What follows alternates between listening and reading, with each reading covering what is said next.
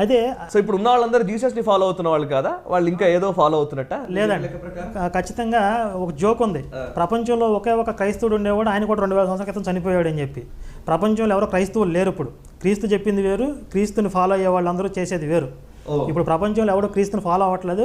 Follow అయితే అసలు క్రైస్తవ మతం ఉండకూడదు. జీసస్ ఎప్పుడూ కూడా నేను ఒక క్రైస్తవ మతాన్ని స్థాపించడానికి వచ్చాను ఎప్పుడూ చెప్పలా. ఆయన ఒక యూదు మతస్థుడిగా బ్రతికాడు.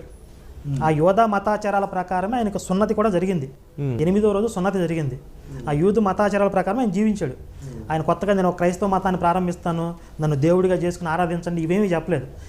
క్రీస్తుని ఫాలో అయ్యే వాళ్ళు ఉంటే వాళ్ళు అసలు క్రీస్తుని దేవుడిగా ఆరాధించకూడదు, క్రైస్తవ మతాన్ని అవలంబించకూడదు. ఈ రెండు చేస్తున్నారంటే వాళ్ళకి క్రైస్తవులే కాదు.